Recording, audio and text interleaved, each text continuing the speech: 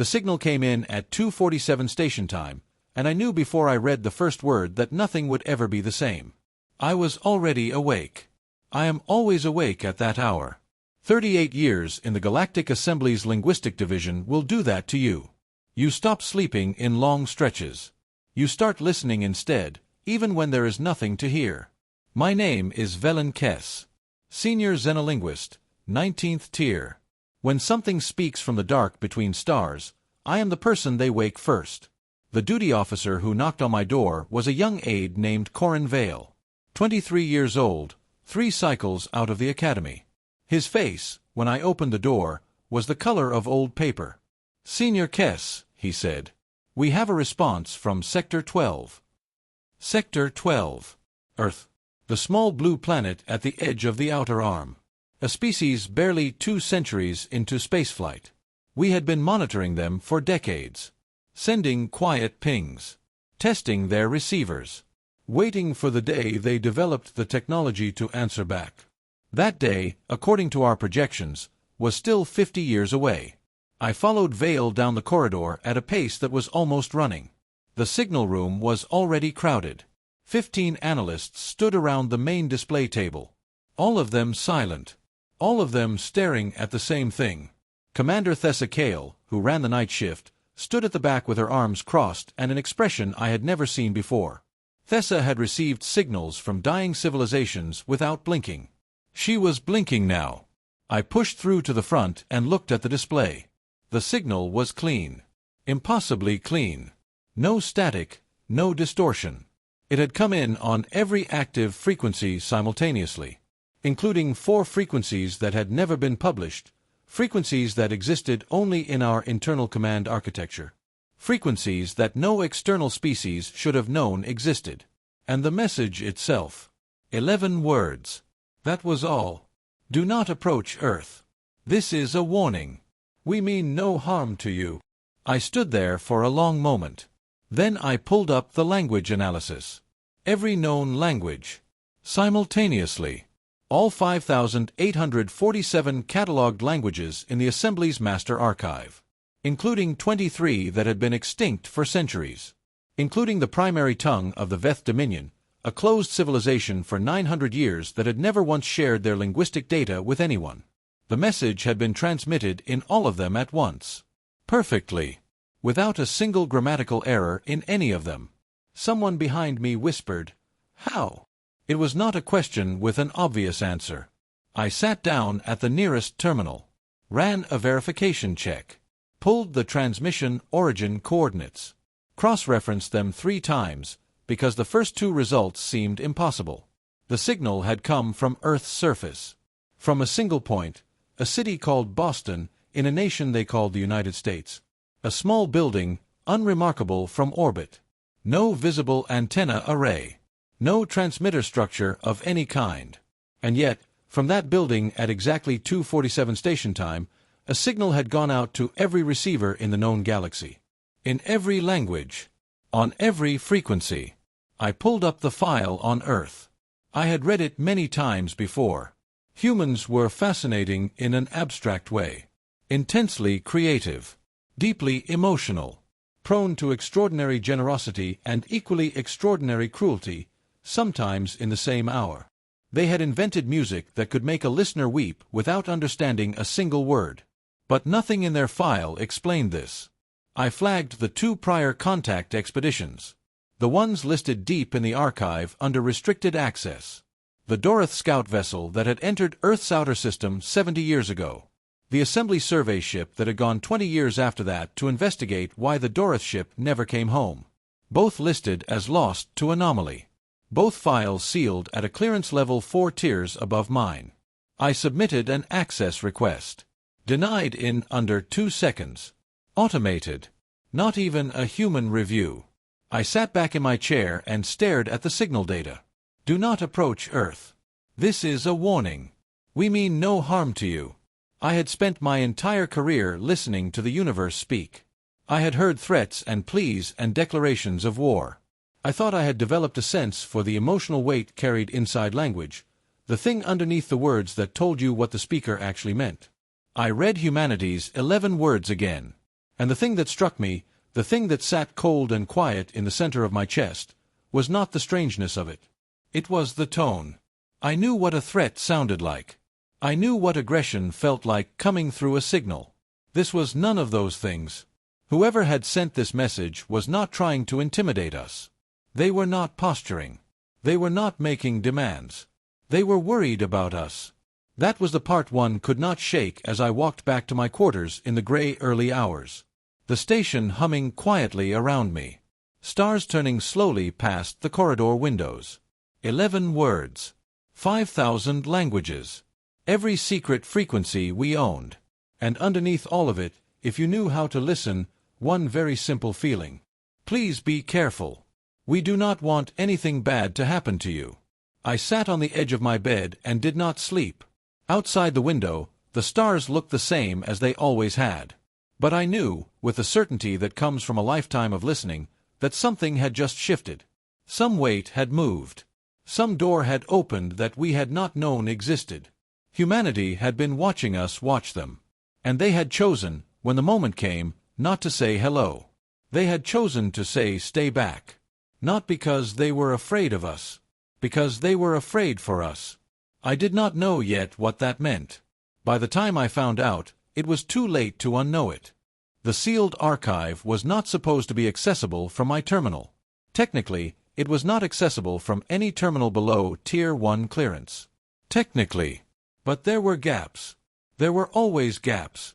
Systems built over decades by different teams, patched and repatched, until the seams between old architecture and new were thin enough that a careful person, a patient person, someone who had spent 38 years learning exactly how the Assembly's information networks breathed, could find them.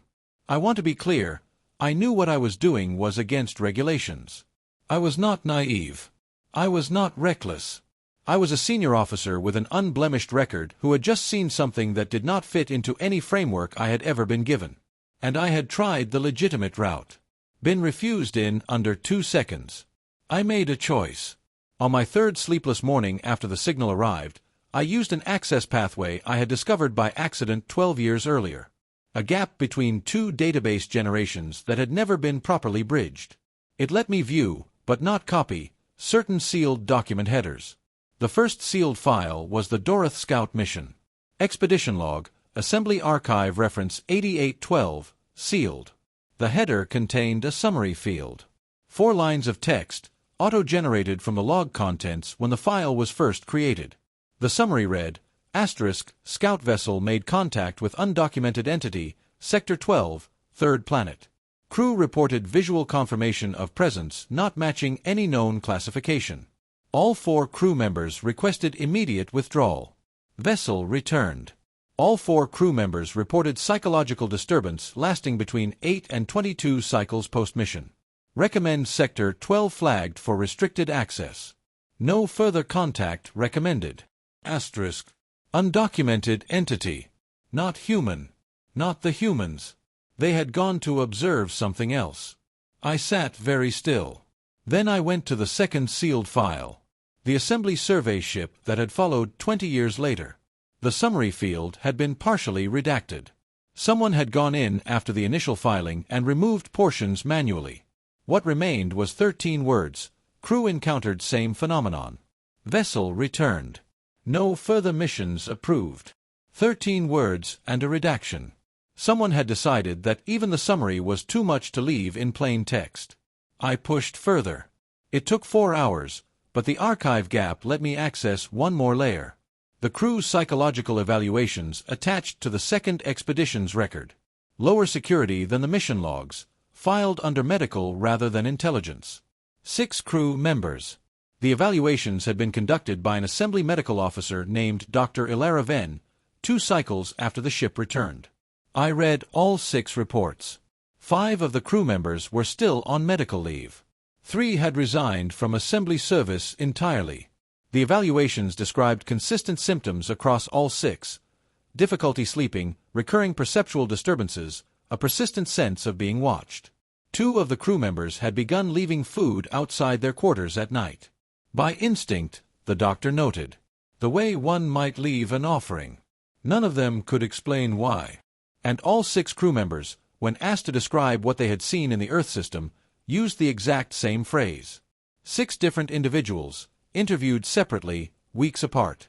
Something very old that had not finished thinking yet. I closed the files. The station was quiet around me. Past midnight. My 4th consecutive shift in this chair. I thought about the Doroth Scout crew requesting immediate withdrawal. I thought about 6 assembly officers all independently reaching for the same impossible words. I thought about the sealed records and the 2-second automated denial and the 2 ships that went in and both came back wrong. And I thought about humanity's message. 11 words. 5,000 languages. Every secret frequency. Do not approach Earth. This is a warning. We mean no harm to you. Not a threat. A warning. There was a difference that mattered enormously. A threat said, "We will harm you if you come." A warning said, "Something will harm you if you come." A warning carried an implicit weight of regret. A warning meant the sender wished things were different. I opened a new document and began writing notes.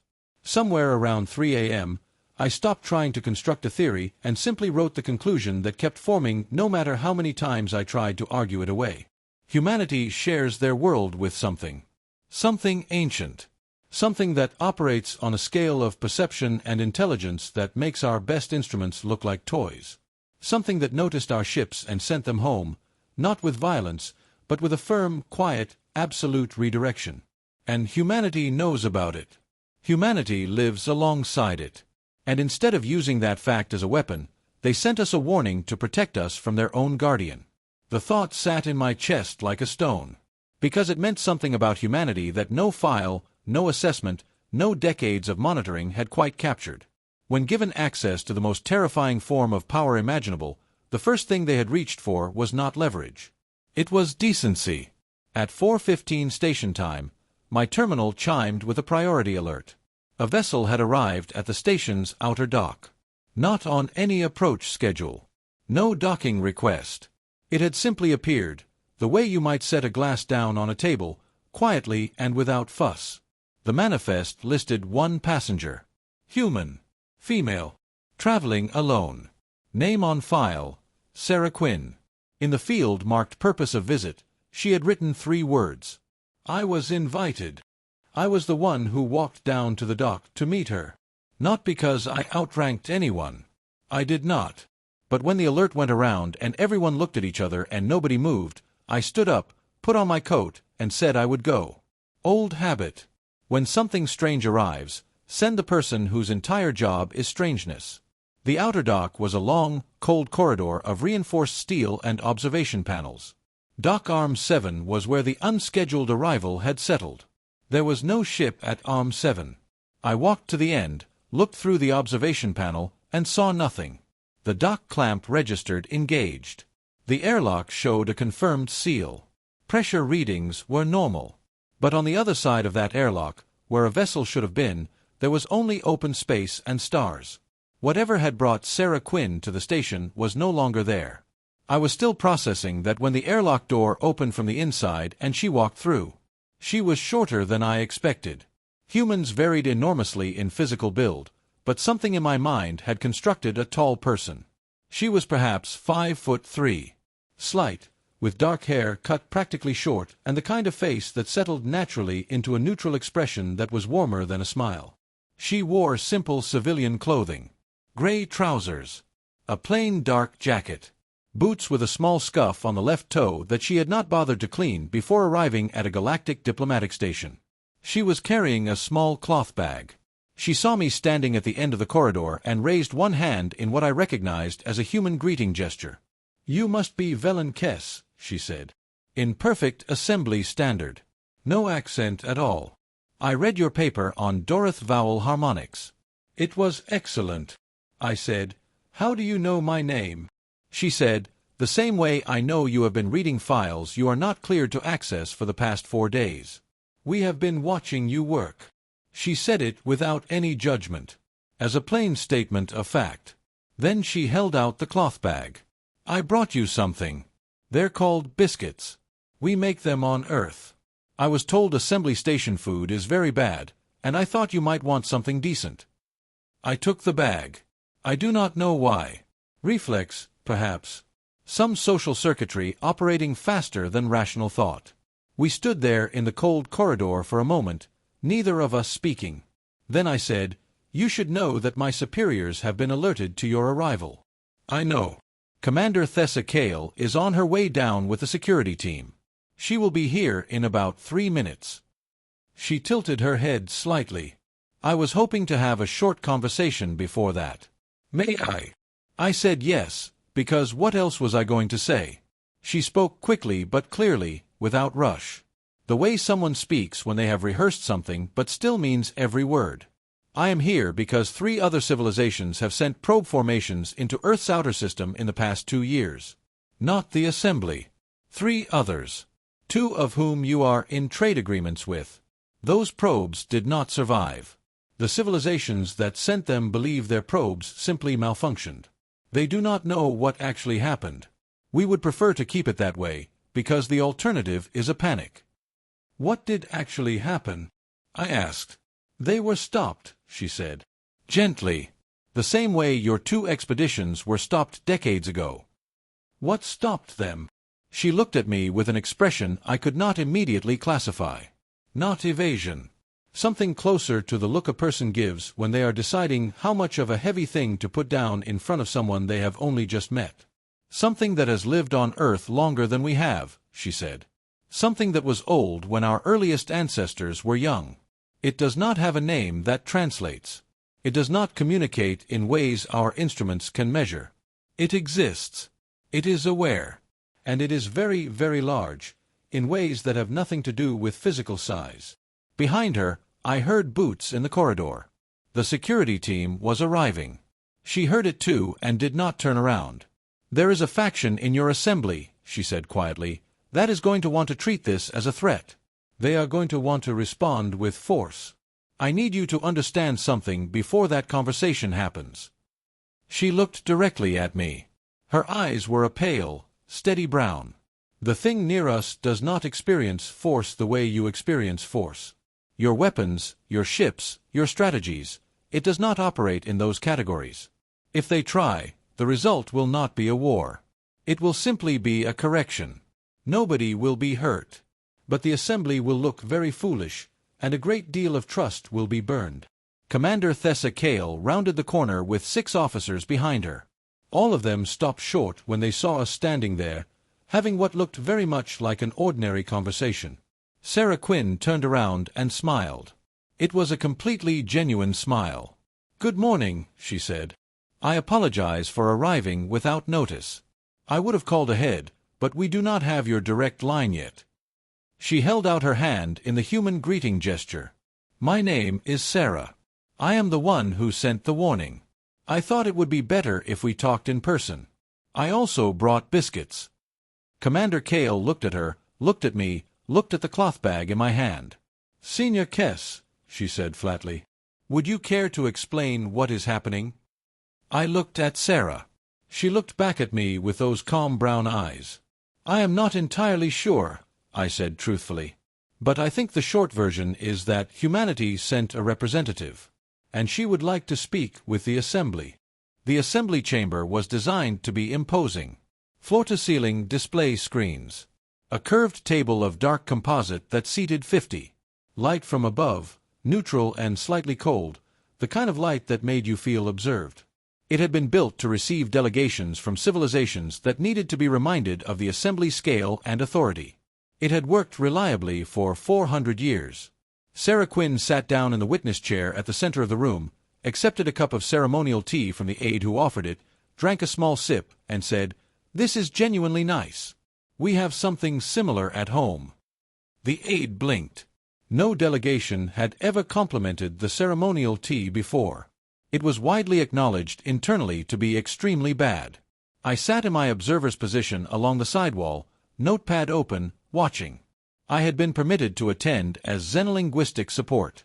In practice, I had been permitted to attend because Commander Kale did not entirely trust any of this and wanted a familiar face in the room. The senior assembly members filed in and took their seats. 15 of them. Admiral Taro Ven at the far end, notable because Admiral Venn ran fleet operations and did not generally attend diplomatic hearings. He had been added to the attendee list that morning. I had noticed. I had not yet decided what it meant. Minister Ilara Voss, the Assembly Chair, opened proceedings. She asked Sarah to state her purpose. Sarah did, calmly and clearly. The entity, the probe formations, the warning, the invitation to negotiate a formal protocol. The council members asked questions. Most of them were good questions. How long had humanity been aware of the entity? What was the nature of its influence over human behavior?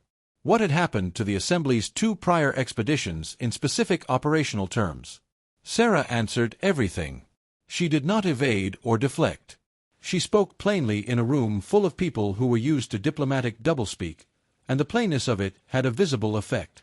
Several council members leaned slightly forward over the course of the session. The defensive posture that most delegations brought into this room, the stiffness of performance, did not appear in her. She was not performing. She was simply talking. About an hour into the session, Admiral Venn spoke for the first time. He had a low, precise voice and the habit of very senior military officers of asking questions that were already conclusions. "Let me understand the position," he said. "You are asking the Assembly to designate your solar system a restricted zone. Voluntarily withdraw all monitoring operations and take your word that this entity is not a threat." "I am asking the Assembly to respect the warning we issued," Sarah said. "Which is slightly different. The distinction being, the warning was not a political request. It was factual information. The status of Earth's solar system does not change based on whether the Assembly formally acknowledges it. I am here because we prefer cooperation to confusion. But the situation is what it is regardless." Venn looked at her for a long moment. "And if the Assembly decided to send a fleet to establish the facts for ourselves?" The room was quiet. Sarah set her teacup down on the table in front of her. "Then the fleet would be redirected. And when it came back, your crews would need some time to recover, and your admirals would have to file a great many confusing reports. No one would be harmed. But you would all feel very embarrassed." She said it without any pleasure. The way a person states a weather forecast. "I am not saying this as a threat, Admiral. I am telling you the outcome so that you can make an informed decision. We are genuinely trying to be helpful." After the session, I walked Sarah to the temporary quarters assigned to her. The corridor outside the council wing was quiet. She was looking at the observation windows as we walked. Stars visible through the thick glass. The slow wheel of distant light. "Venn is going to push for the fleet option," I said. It was not a question. "Yes," she said. "I expected that. Does it concern you?" She thought about it genuinely. She never gave fast answers to real questions. "It concerns me in the way that watching someone reach for a hot stove concerns you. You hope they will stop in time. You know it will not kill them. But you also know it will hurt. And you would prefer they did not have to find out the hard way." We reached her door. She stopped and turned to look at me. "Velen, the papers you were reading. The sealed files." I kept my expression neutral. "I do not know what you mean." A small smile. "Yes, you do. And I want you to know that we are not troubled by it. The fact that you went looking, that you were not satisfied with the denial, that tells us something about you that we were hoping to see." She paused. "You understood the warning correctly. You understood that it was not aggressive. You are one of the very few people on this station who read it right." "I read it as worried," I said. "Yes," she said. "We were. We are." She looked at the stars through the window at the end of the corridor. "We have lived alongside this thing for a very long time. We have learned its patterns. We are not afraid. But we are aware, every single day, of what it means to stand next to something that old and that large. It does not require anything of us. But it changes you, living near it. You develop a certain respect for the scale of things you do not fully understand." "Is that why your people sent you?" I asked. "Because you understand that feeling?" She looked at me. "They sent me because I volunteered. And because I speak enough Assembly standard to order lunch." Another small smile. Good night, Velen.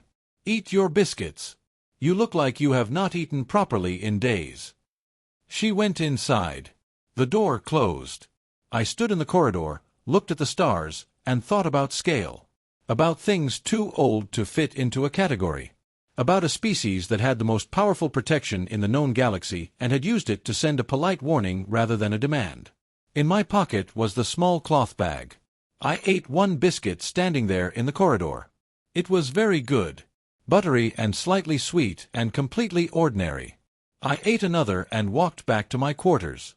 Somewhere behind me, Admiral Venn was already filing the operational request that would put 47 warships on a burn toward Earth. I did not know that yet. I found out the next morning. By then, the fleet was already gone. The fleet left at 3 o'clock. I learned about it the way I learned most things that were not meant for my clearance level, walking past the operations room at the wrong time and seeing enough through the open door before someone closed it. A cluster of officers around the main tactical screen. The red traces of 47 ship trajectories curving away from the station. The quiet, focused energy of people who had already committed to something irreversible. I went to Sarah's quarters immediately. She was awake. She answered the door in the same plain dark jacket, took one look at my face, and stepped back to let me in. "They launched," I said. "Yes," she said. "About 30 minutes ago. You knew before I did. I know everything that happens on this station. No pride in it. Not through any effort of my own."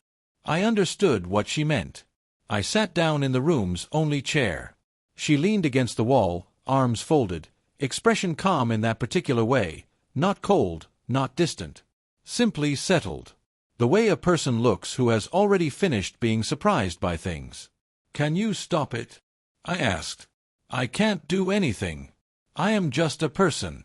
I study languages and diplomatic history, and I can make a reasonable soup from basic ingredients, and that is about the full list of my remarkable qualities. You know what I mean." She was quiet for a moment. "No. I cannot stop it. Neither can anything on Earth. Not really. Your fleet will cross the boundary, and then it will be corrected, and then it will come back." "Corrected how? What does that look like?" "Nothing bad. That is the one thing I need you to hold on to. Nobody gets hurt. The ships will be redirected. The crews will be fine. A little confused. A little disoriented. The kind of experience that fades after a few days and leaves behind only a vague sense of having been in a very large presence." She paused. "Like standing in a cathedral, some people say. Though I think that undersells it considerably." The alert came through on my personal comm at 4:47. Fleet tracking. All 47 vessels had crossed the designated boundary and entered Earth's outer system. No resistance detected. Admiral Venn reporting, proceeding as planned. At 5:03, the second alert arrived. All 47 vessels had returned to their pre-launch coordinates in orbit around the assembly station. Engines cold. All crew reporting nominal health. No damage to any vessel. Transit time through the Earth system, 0. According to internal ship clocks, no time had passed at all. But every single ship had returned carrying a new file in its command system. Identical on every vessel. No origin stamp. No sender identification. The file contained Admiral Venn's complete operational plan. Every tactical decision. Every ship formation. Every contingency strategy. And in the margins of each section were quiet, precise corrections. Not insults. Not mockery. Corrections in the manner of a teacher genuinely trying to help, pointing out logical errors, assumptions that did not hold, places where the plan had misunderstood the nature of what it was planning against. The last line read, "We hope this is useful. We are happy to discuss further. Please feel free to send a representative." Below that, a small symbol. The Assembly's cultural database identified it after several confused cross-references as a human gesture of warmth and friendly acknowledgement. A smiley face. I watched Admiral Venn's face while he read the annotations on his own plan. The careful dissection of every choice he had made. He looked like a person who had just understood, fully and finally, that the argument he had been building toward was never going to work. Not because he was stopped. Because he was simply not in the right conversation. The formal vote was held 11 days later. I was not present for most of it, but I attended when called, 3 times, and spent the rest of those days writing the most thorough analysis of humanity the Assembly had ever commissioned. I wanted there to be something in the record that was not fear and confusion. Something that said, this is who they are. This is what they actually did and why. The vote was 9-6. In favor of designating Earth a sovereign sanctuary. No approach without formal invitation. Full withdrawal of monitoring assets. Diplomatic recognition of humanity as a protected civilization. Admiral Venn voted in favor. By a narrow margin. But in favor. I walked to Sarah's quarters. She already knew. She was standing by the observation window, looking out at the stars. She turned around, and her face was quiet and settled and carrying something I could only call relief. The Assembly voted correctly, I said. Yes, she said. They did. She crossed the room and held out her hand. I took it. Humans gripped briefly and firmly. She did so. It was odd and warm and completely foreign and entirely comprehensible. How will you go home? I asked. There's no ship. The same way I arrived. I will be collected. We walked to the outer dock. Dock Arm 7 was empty again. She stopped at the airlock and turned back. From her jacket pocket, she produced a small card, actual paper, cream-colored, slightly thick between the fingers. She held it out. I took it. On one side, handwritten in ink, a set of coordinates. On the other side, also handwritten, if you ever want to visit properly, knock first. You would be welcome. You specifically. I am a xenolinguist, I said. Not a diplomat. Not an explorer. You are the person who understood the warning, she said. That is all we required. She went through the airlock. The door sealed. I stood at the observation panel and looked through the thick glass at open space and stars. For perhaps 3 minutes, there was nothing. And then, without transition, without movement I could follow, the space at Dock Arm 7 was empty. She was gone. I have carried the card for 7 years. It sits in the left breast pocket of my working jacket. I can feel it there when I press my hand against my chest. Cream-colored paper holding a handwritten address at the edge of the mapped universe. I have not used the coordinates. Not yet. I am not ready. There is more to understand first. More language to learn. More gaps to close. But I will go. Someday soon, I will stand at whatever represents a door, and I will knock. And I will see what is there. Earth a sovereign sanctuary. The monitoring stopped. The probes stopped. The fleet stays home. And in the years since that morning, something unexpected has happened. The other civilizations, the ones that had been sending probes, the ones watching the Assembly's lead, have followed. Quietly. Without announcement. Earth's solar system has become a blank space on galactic maps. A place you do not go. Not because of treaties. Because of stories. Cruise talk. Admiral's file reports that say nothing and mean everything. The phrase, something very old that has not finished thinking yet, has entered the unofficial lexicon of every species that has ever considered sending a ship toward that small blue planet.